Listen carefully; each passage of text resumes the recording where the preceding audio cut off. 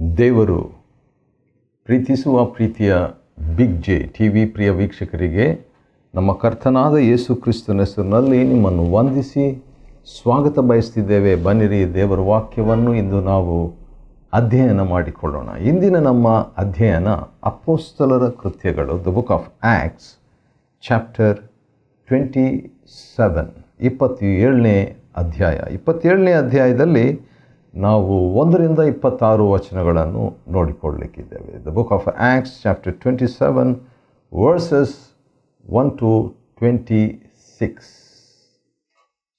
ಅಪೊಸ್ತಲಕೃತ್ಯ 27ನೇ ಅಧ್ಯಾಯ ಮೊದಲನೇ ಭಾಗದಲ್ಲಿ ನಾವು ಪೌಲನ ಕುರಿತಾಗಿ 9 ಸತ್ಯಾಂಶಗಳನ್ನು ನೋಡಿಕೊಳ್ಳಬಹುದು. 9 ಫ್ಯಾಕ್ಟ್ಸ್ ಅಬೌಟ್ ಪಾಲ್. ಅದರಿಂದ ನಾವು ಆತ್ಮಿಕ ಜೀವನಕ್ಕೂ, ಆತ್ಮಿಕ ಸೇವೆಗೂ, ಆತ್ಮಿಕ ಸಿದ್ಧಾಂತಗಳಿಗೂ ಅನುಕೂಲವಾಗಿರುವಂಥದ್ದಾಗಿದೆ. ಹೌದು, ಪೌಲನ ಜೀವನ ಅತ್ಯಂತ ಮಹತ್ವಪೂರ್ಣವಾದಂಥ ಒಂದು ಜೀವನ, ಆದರ್ಶ ಜೀವನ ಅಂತ ಹೇಳ್ಬೋದು. ಯಾಕಂತ ಹೇಳಿದ್ರೆ ಯೇಸು ಸ್ವಾಮಿಯ ಅತ್ಯಂತ ಭಕ್ತಿವಂತ ವ್ಯಕ್ತಿ, ಮನುಷ್ಯನಾಗಿ ಬಂದ ದೇವರು.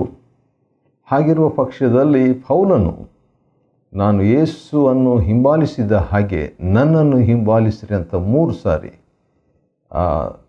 ತನ್ನ ಜನರನ್ನು ಅಥವಾ ನಮ್ಮನ್ನು ಆಹ್ವಾನಿಸುವಾತನಾಗಿದ್ದಾನೆ. ಹಾಗಾದರೆ ಅವನ ಜೀವನದಿಂದ ನಾವು ಖಂಡಿತವಾಗಿ ಕಲಿಯುವಂಥದ್ದು ಸಾಕಷ್ಟಿದೆ. ಈಗ ನೋಡಿಕೊಳ್ಳೋಣ. ಅಪೊಸ್ತಲಕೃತ್ಯ 27, 1ರಿಂದ 26 ವಚನಗಳಲ್ಲಿ ಪೌಲನ ಕುರಿತಾದ 9 ಸತ್ಯಾಂಶಗಳು, 9 ಫ್ಯಾಕ್ಟ್ಸ್ ಅಬೌಟ್ ಪಾಲ್.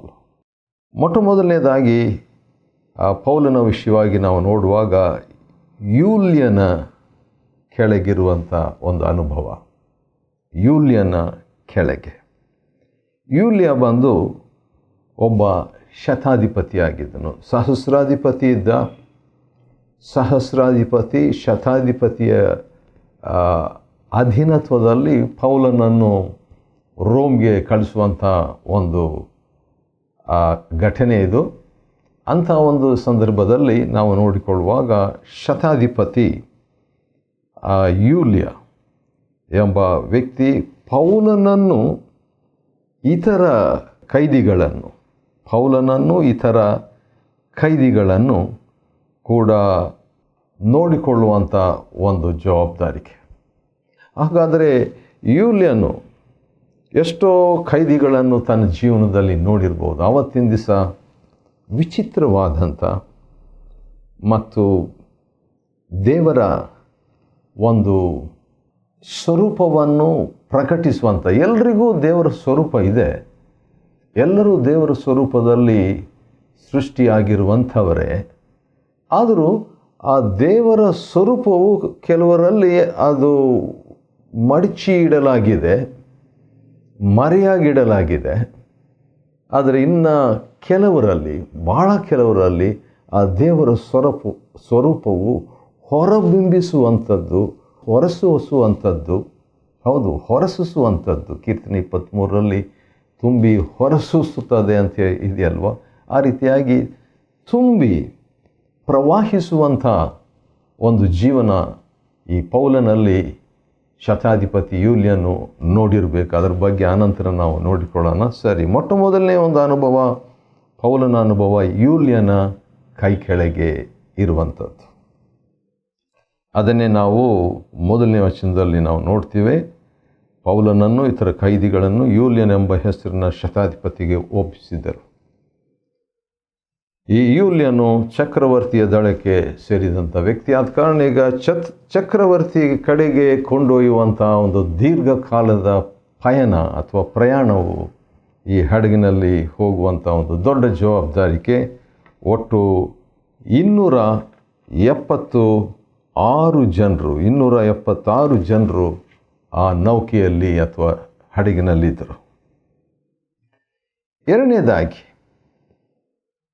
ಅಪೊಸ್ತಲಕೃತ್ಯ 27, 1ರಿಂದ 26 ವಚನದಲ್ಲಿ ನಾವು ನೋಡ್ತಾ ಇರುವಂಥ ವಿಷಯ ಏನಂತ ಹೇಳಿದರೆ, ಪೌಲನ ಬಗ್ಗೆ 9 ಸತ್ಯಾಂಶಗಳು. ಅದರಲ್ಲಿ ಎರಡನೇ ಸತ್ಯಾಂಶ, ಮೊದಲನೇದು ಪೌಲನು ಯೂಲ್ಯನ ಕೈ ಕೆಳಗಿದ್ದನು ಅಥವಾ ಅಧೀನತ್ವದಲ್ಲಿದ್ದನು. ಎರಡನೇದಾಗಿ ನಾವು ನೋಡುವಾಗ ಪೌಲನಿಗೆ ಯೂಲ್ಯನ ದಯೆ ದೊರೆಯಿತು. ಪೌಲನಿಗೆ ಯೂಲ್ಯನ ದಯೆ ದೊರಕಿತು. Paul got the favour of Julius. ಅಪೊಸ್ಕೃತ್ಯ 27ನೇ ಅಧ್ಯಾಯದ 3ನೇ ವಚನದಲ್ಲಿ ನಾವು ನೋಡುವಾಗ ಅವರು ಸೀದೋನಿಗೆ ತಲುಪಿದರು, ನೌಕೆ, ಹಡಗು. ಆ ಸಂದರ್ಭದಲ್ಲಿ ಪೌಲನಿಗೆ ಯೂಲ್ಯನು ದಯೆ ತೋರಿ, ಒಬ್ಬ ಶತಾಧಿಪತಿ, 100 ಜನರನ್ನು ನೋಡಿದಂಥ ವ್ಯಕ್ತಿ, 100 ಸಿಪಾಯಿಗಳು ಇರುವಂಥ ವ್ಯಕ್ತಿ, ಅಂದರೆ 100 ಅಸಿಸ್ಟೆಂಟ್ಗಳು ಇರುವಂಥ ಒಬ್ಬ ವ್ಯಕ್ತಿಗೆ 1-2 ಕೆಲಸದವರು ಇದ್ದರೆ ಅದೇ ಸ್ವಲ್ಪ ವಿಶೇಷ ಅನಿಸ್ತದೆ. ಆದರೆ ಇಲ್ಲಿ 100 ಜನರು ಈ ಯೂಲ್ಯನಿಗಿದ್ದರು. ಮತ್ತು ಆ 100 ಜನರು 100 ಕೆಲಸಗಳನ್ನು ಕೂಡ ಅಟ್ ಎ ಟೈಮ್ ಸ್ವಯಂ ನಿಯಂತ್ರಿತವಾಗಿ ಅವರು ಮಾಡಬಲ್ಲರು, ಇವನು ಆಜ್ಞೆ ಕೊಟ್ಟರೆ. ಅಂಥ ವ್ಯಕ್ತಿ ಒಬ್ಬ ಕೈದಿಗೆ, ಯಾಕಂದರೆ ದೇವರ ಸ್ವರೂಪವು ತುಂಬಿ ಹೊರಸೂಸುವಂಥ ಒಬ್ಬ ಕೈದಿ ಪೌಲನಾಗಿದ್ದರಿಂದ ಅವನ ವಿಷಯದಲ್ಲಿ ಕಂಡು ಬಂದಂಥ ಒಂದು ವಿಷಯ ಏನಂತ ಹೇಳಿದರೆ, ಅವನು ಯೂಲ್ಯನು ದಯೆ ಹೊಂದಿ, ಯೂಲ್ಯನ ದಯೆಯನ್ನು ಪೌಲನು ಹೊಂದಿದರ ಪರಿಣಾಮವಾಗಿ ಏನಾಯ್ತಂತ ನೋಡುವಾಗ ಅದೇ 3ನೇ ವಚನದಲ್ಲಿ ಪೌಲನು ತನ್ನ ಸ್ನೇಹಿತರ ಬಳಿಗೆ ಹೋಗುವುದಕ್ಕೂ ಆ ಸ್ನೇಹಿತರಿಂದ ಪರಾಮರಿಕೆ ಹೊಂದುವುದಕ್ಕೂ ಅನುಮತಿಸಿದನು. ಯಾಕಂದರೆ ಈ ಸಿದೋನ್ ಎಂಬ ಸ್ಥಳಕ್ಕೆ ಮೊದಲು ಪೌಲನು ಪ್ರಯಾಣ ಮಾಡಿ ಹೋಗಿರುವಾಗ ಕೆಲವು ವ್ಯಕ್ತಿಗಳನ್ನು ದೇವರ ಕಡೆಗೆ ನಡೆಸಿ ಅಥವಾ ಕೆಲವು ಭಕ್ತಾದಿಗಳನ್ನು ಸಂಧಿಸಿದ್ದನು. ಆದ ಕಾರಣ ಈಗ ಪೌಲನಿಗೆ ಯಾವಾಗ ಚಾನ್ಸ್ ಸಿಗ್ತದೋ ಆವಾಗ ಒಂದು ಫೆಲೋಶಿಪ್, ಅನ್ಯೋನ್ಯತೆ, ಭಕ್ತರನ್ನು ನೋಡಬೇಕು, ಭಕ್ತರನ್ನು ಭೇಟಿಯಾಗಬೇಕು, ಭಕ್ತರ ಅನ್ಯೋನ್ಯತೆಯಲ್ಲಿ ಇರಬೇಕು ಎಂಬಂಥ ಒಂದು ಆಶೆ ಪೌಲನಿಗೆ ಇದ್ದದರಿಂದ ಇದನ್ನು ತಿಳ್ಕೊಂಡಂಥ ಯೂಲ್ಯನು ಈಗ ಪೌಲನಿಗೆ, ಆಯಿತು, ಸ್ನೇಹಿತರ ಬಳಿಗೆ ನೀನು ಹೋಗು, ಅವ್ರ ಕಡೆಯಿಂದ ಏನಾದರೂ ಪರಾಮರಿಕೆಯನ್ನು ಹೊಂದು. ಯಾಕಂದರೆ ಎಲ್ಲ ಅನುಕೂಲತೆಗಳು ಪೌಲನಿಗೆ ಇರಲಿಲ್ಲ. ಯಾಕಂದರೆ ಒಬ್ಬ ಪ್ರಿಸನರ್ ಆಗಿ, ಒಬ್ಬ ಖೈದಿಯಾಗಿ ಏನಿರ್ತದೆ ಅವ್ರಿಗೆ, ಏನು ಇರಲ್ಲಲ್ವ. ಅಂಥ ಸಂದರ್ಭದಲ್ಲಿ ಅವನ ದಯೆ ಬಹಳ ಅನುಕೂಲವಾಗಿತ್ತು ಅಂತ ಹೇಳ್ಬೋದು. ಮೂರನೇದಾಗಿ ಪೌಲನ ವಿಷಯವಾಗಿ 9 ಸತ್ಯಾಂಶಗಳನ್ನು ಅಪೊಸ್ಕೃತ್ಯ 27ನೇ ಅಧ್ಯಾಯದ 1ರಿಂದ 26 ವಚನಗಳಲ್ಲಿ ನಾವು ನೋಡಿಕೊಳ್ತಾ ಇದ್ವಿ. ಮೂರನೇದಾಗಿ ನೋಡುವಾಗ ಪೌಲನು ಅಲ್ಲಿ ಪ್ರಯಾಣ ಮಾಡ್ತಾ ಇರುವಂಥ ಹಡಗಿನಲ್ಲಿ ಇದ್ದುಕೊಂಡು 276 ಜನರು ಆ ನೌಕೆಯಲ್ಲಿ ಇದ್ದರಲ್ಲ, ಅವರ ವಿಷಯವಾಗಿ ಮತ್ತು ಅಲ್ಲಿರುವಂಥ ಶತಾಧಿಪತಿ ಮತ್ತು ನೌಕೆಯ ಮತ್ತು ಮಾಲೀಕನು ಇವರೆಲ್ಲ ಇದ್ರಲ್ವ, ಅವರಿಗೆ ಒಂದು ಮಾತನ್ನು ಎಚ್ಚರಿಕೆಯಾಗಿ ತಿಳಿಸ್ತಾನ್ರಿ, ಆ್ಯಸ್ ಎ ವಾರ್ನಿಂಗ್. ಪೌಲನ ಎಚ್ಚರಿಕೆ ನೋಡೋಣ ಬನ್ನಿರಿ. 27ನೇ ಅಧ್ಯಾಯ 10ನೇ ವಚನದಲ್ಲಿ, ಸಹೋದರರೇ, ಅಪೊಸ್ಕೃತ್ಯ 27:10, ಸಹೋದರರೇ, ನಮ್ಮ ಸಮುದ್ರ ಪ್ರಯಾಣವು ಅಪಾಯಕಾರಿಯಾಗಿರುವಂತೆ ತೋರ್ತದೆ. ಪವಿತ್ರಾತ್ಮನು ಮುಂದಾಗುವ ಸಂಗತಿಗಳನ್ನು ತಿಳಿಸುವಾತನಾಗಿದ್ದಾನೆ. ಆದುದರಿಂದ ತನ್ನ ಭಕ್ತನಿಗೆ ದೇವರಾತ್ಮನು ತಿಳಿಸಿದ್ದರಿಂದ ಅಪಾಯಕಾರಿಯಾಗಿರುವಂತೆ ತೋರ್ತದೆ. ಇದರಿಂದ ನಮ್ಮ ನೌಕೆಗೂ ಸರಕಿಗೂ ಅಷ್ಟೇ ಅಲ್ಲ, ನಮ್ಮ ಸ್ವಂತ ಪ್ರಾಣಗಳಿಗೂ ದೊಡ್ಡ ಹಾನಿ ಬರುವ ಸಂಭವವಿದೆ ಅಂತ ಎಚ್ಚರಿಸ್ತಾನೆ. ಅವನ ಎಚ್ಚರಿಕೆ ಬಹಳ ದೈವಿಕವಾದದ್ದು, ದೈವ ಪ್ರೇರಿತವಾದದ್ದು ಅಂತ ಹೇಳ್ಬೋದು. ದೇವರಿಂದ ಬಂದಂಥದ್ದಾಗಿದೆ. ಕೆಲವು ಸಾರಿ ಭಕ್ತಿವಂತರು ನಮಗೆ ಎಚ್ಚರಿಕೆ ಕೊಡುವಾಗ ಅದನ್ನು ನಾವು ತೆಗೆದುಕೊಳ್ಬೇಕು. ಹೌದು, ನೀತಿವಂತನು ಕೀರ್ತನೆ 141:5 ನೀತಿವಂತನ ಗದರಿಕೆ ಅದು ತಲೆಗೆ ಅಭಿಷೇಕ, ಎಣ್ಣೆ ಅಂತಿದೆ ಅಂತ ಹೇಳ್ಬಿಟ್ಟು. ಆ ರೀತಿಯಾಗಿ ಹೇಳಿದಂಥ ಮಾತನ್ನು ಆದರೆ ಶತಾಧಿಪತಿಯು ಪೌಲನು ಹೇಳಿದ್ದಕ್ಕೆ ಕಿವಿಗೊಡಲಿಲ್ಲ. ಯೂಲ್ಯ ಒಳ್ಳೆ ವ್ಯಕ್ತಿನೇ, ಆದರೆ ಈಗ ಪೌಲನು ಶತಾಧಿಪತಿ ಹೇಳುವುದನ್ನು ಪೌಲ ಕೇಳಬೇಕು. ಆದರೆ ಪೌಲ ಹೇಳೋದನ್ನು, ಅಂದರೆ ಕೈದಿ ಹೇಳೋದನ್ನು ಶತಾಧಿಪತಿ ಹೇಗೆ ಕೇಳಲಿಕ್ಕೆ ಸಾಧ್ಯ? ಆದ ಕಾರಣ ಶತಾಧಿಪತಿ ಪೌಲನು ಹೇಳಿದ್ದಕ್ಕೆ ಕಿವಿಗೊಡದೆ ನೌಕೆಯ ನಾವಿಕನು ಹಾಗೂ ಯಜಮಾನನು ಹೇಳಿದ ಮಾತುಗಳಿಗೆ ಕಿವಿಗೊಟ್ಟನು. ಯಾಕಂದರೆ ಪೌಲನು ಈ ಹಡಗೆಲ್ಲ ನಡೆಸಿದಂಥ ಒಂದು ಅನುಭವ ಇಲ್ಲಲ್ಲ. ಹಡಗಿನ ಎಕ್ಸ್ಪೀರಿಯನ್ಸ್ ಇದ್ದಂಥವರು, ಅನುಭವಶಾಲಿಯಾಗಿದ್ದಂಥವರು. ನೌಕೆಯ ನಾವಿಕ ಇದ್ದಾನೆ, ಯಜಮಾನನು ಕ್ಯಾಪ್ಟನ್ ಇದ್ದಾನೆ. ಅವ್ರ ಮಾತನ್ನು ಲೀಡರ್ಸ್ ಮಾತನ್ನು ಕೇಳ್ತಾರೆ. ಒಬ್ಬ ಕೈದಿ, ಸಾಧಾರಣ ಕೈದಿ, ಕುಳ್ಳನಾಗಿದ್ದ ಕೈದಿ, ಅದು ಮೈಯೆಲ್ಲ ಬಹುಶಃ ಏಟುಗಳು, ನೋವು ಹೊಂದಿದಂಥ ವ್ಯಕ್ತಿ, ಮತ್ತು ಅವನ ಮಾತು ಕೇಳಲಿಲ್ಲ. ಅದರ ನಿಮಿತ್ತ ಏನಾಯಿತು ಅನಂತರ ನಾವು ನೋಡೋಣ. 4ನೇದಾಗಿ ಪೌಲನ ಬಗ್ಗೆ 9 ಸತ್ಯಾಂಶಗಳನ್ನು ನಾವು ನೋಡಿಕೊಳ್ತಾ ಇದ್ದೇವೆ. ಅದರಲ್ಲಿ 4ನೇದು ನಾವೇನು ನೋಡ್ತಿದ್ದೇವೆ ಅಂತ ಹೇಳ್ಬಿಟ್ಟು ನೋಡುವಾಗ, ಪೌಲನ ಮಾತು ನಿರಾಕರಿಸಲಾಯಿತು. It was not accepted. ಈಗ ನೋಡ್ರಿ, ಒಂದು ಸಾರಿ ನನ್ನ ಅನುಭವದಲ್ಲಿ ಅದನ್ನು ಹೇಳಬಲ್ಲೆ. ಅದೇನಂತ ಹೇಳಿದ್ರೆ, ಈ ಜನರು ನನ್ನ ಸಲಹೆ ತಗೊಂಡ್ರೆ ನನಗೆ ಭಾಳ ಖುಷಿ ಆಗ್ತದೆ. ಆದರೆ ಜನರು ನನ್ನ ಆಲೋಚನೆಯನ್ನು, ಸಮಾಲೋಚನೆಯನ್ನು, ಸಲಹೆಯನ್ನು, ತಿದ್ದುಪಾಟನ್ನು, ಮಾರ್ಗದರ್ಶನವನ್ನು ತೆಗೆದುಕೊಳ್ಳದಿದ್ದರೆ ಆವಾಗ ನನ್ನ ಪ್ರತಿಕ್ರಿಯೆ, ನನ್ನಲ್ಲಿ ನಾನು ಕಾಣ್ತೇನೆ, ಅಷ್ಟು ಖುಷಿ ಇರಲ್ಲ ನನಗೆ. ಆ ಲೆಕ್ಕದಲ್ಲಿ ನಾವು ನೋಡಿದರೆ ದೇವರ ಆಲೋಚನೆಗಳನ್ನು ಮಾನವರಾದ ನಾವು ಎಷ್ಟೊಂದು ಕೇಳದೆ ಅಲ್ಲಗಳೆದವರಾಗಿ, ನಿರಾಕರಿಸುವವರಾಗಿ, ತಾತ್ಸಾರ ಮಾಡುವವರಾಗಿ, ಅದನ್ನು ಲಕ್ಷ್ಯಕ್ಕೆ ತಾರದವರಾಗಿ, ಹಗುರವಾಗಿ ಭಾವಿಸುವಂಥದ್ದು ನನ್ನಲ್ಲಿ, ನಮ್ಮಲ್ಲಿ ಇದೆ ಅಲ್ವಾ? ಆದರೂ ದೇವರು ದೀರ್ಘ ಶಾಂತನಾಗಿ, ಇನ್ನೊಂದು ಸರಿ ಹೇಳ್ತೀನಿ, ದೀರ್ಘ ಶಾಂತನಾಗಿ ಕಾದಿರುವ ಆತನಾಗಿದ್ದಾನೆ. ಆತನ ನಾಮಕ್ಕೆ ಸ್ತೋತ್ರವಾಗಲಿ. ಈಗ ದೇವರು ನನ್ನ ವಿಷಯದಲ್ಲಿ ಆ ರೀತಿಯಾಗಿರುವಾಗ, ನಾನು ಕೂಡ ಇತರರ ವಿಷಯದಲ್ಲಿ, ಅಂದರೆ ನನ್ನ ಮಾತನ್ನು ಕೇಳದವರ ವಿಷಯದಲ್ಲಿ, ನನ್ನ ಮಾತನ್ನು ತಿರಸ್ಕರಿಸಿದವರ ವಿಷಯದಲ್ಲಿ, ನನ್ನ ಮಾತನ್ನು ತಾತ್ಸಾರ ಮಾಡಿದವರ ವಿಷಯದಲ್ಲಿ, ನನ್ನ ಮಾತನ್ನು ಹಗುರವಾಗಿ, ಅಲಕ್ಷ್ಯವಾಗಿ ಅದನ್ನು ಮುಂದಕ್ಕೆ ಹಾಕಿ, ಅದನ್ನು ಹಾಸ್ಯ ಮಾಡಿ, ಬಹುಶಃ ಅದಕ್ಕೆ ತದ್ವಿರುದ್ಧವಾದ ಒಂದು ಆ ವಿಚಾರವನ್ನು ನೀಡಿ ಅದನ್ನು ಕೈಕೊಳ್ಳದೇ ಇರುವಂಥವ್ರ ವಿಷಯದಲ್ಲಿ ನಾನು ಕೂಡ ನನ್ನ ದೇವರ ಹಾಗೆ ದೀರ್ಘ ಶಾಂತನಾಗಿ ಇರಬೇಕಲ್ಲವೇ? ಸರಿ, ಅದು 4ನೇ ಒಂದು ಪಾಠ. ಪೌಲನ ಮಾತು ತಿರಸ್ಕರಿಸಲಾಯಿತು. 27ನೇ ಅಧ್ಯಾಯ ಅಪೊಸ್ತಲರ ಕೃತ್ಯ 11ನೇ ವಚನದಲ್ಲಿ ಅದನ್ನು ನಾವು ನೋಡ್ತೇವೆ.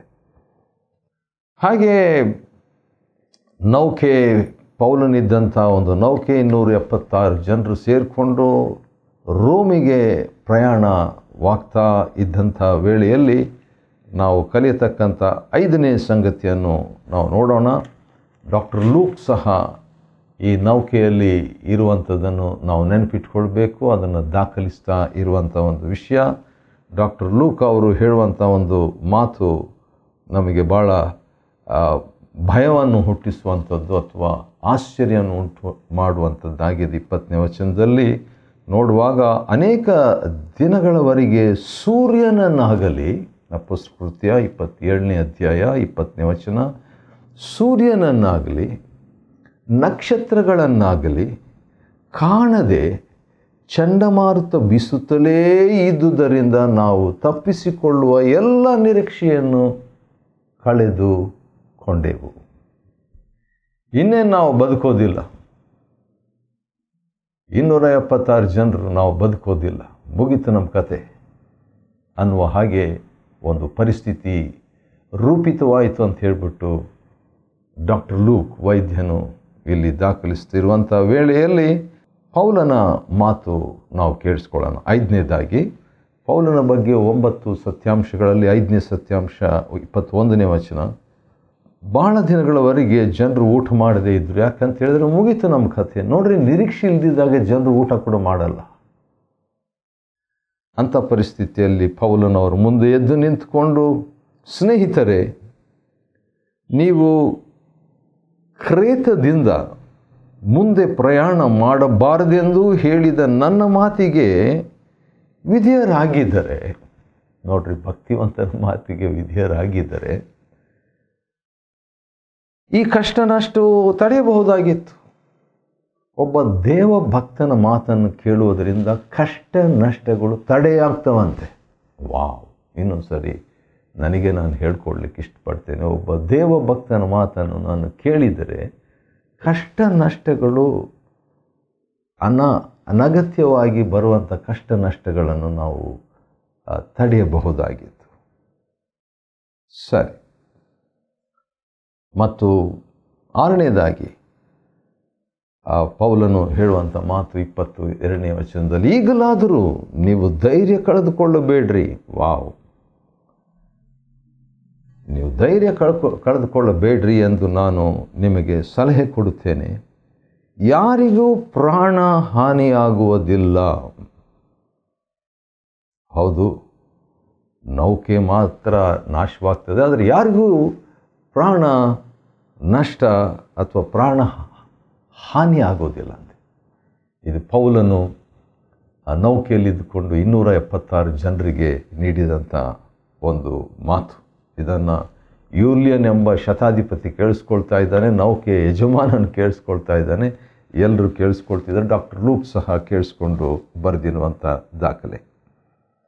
ಅದು 6ನೇ ಸತ್ಯಾಂಶ ಪೌಲನ ಬಗ್ಗೆ. ಮತ್ತು 7ನೇದಾಗಿ ನೋಡುವಾಗ ಪೌಲನ ಒಂದು ಮಾತು ಹೇಳ್ತಾನೆ. ಇದು ಭಾಳ ಚೆನ್ನಾಗಿದೆ. ಅಪೊಸ್ತಲಕೃತ್ಯ 27ನೇ ಅಧ್ಯಾಯದ 23ನೇ ವಚನದಲ್ಲಿ, ನಾನು ಯಾವ ದೇವರಿಗೆ ಸೇರಿದ್ದೇನೋ ಮತ್ತು ಯಾರನ್ನು ಸೇವೆ ಮಾಡುತ್ತಿದ್ದೇನೋ ಆ ದೇವರ ದೂತನೊಬ್ಬನು ನಿನ್ನೆ ರಾತ್ರಿ ಬಂದು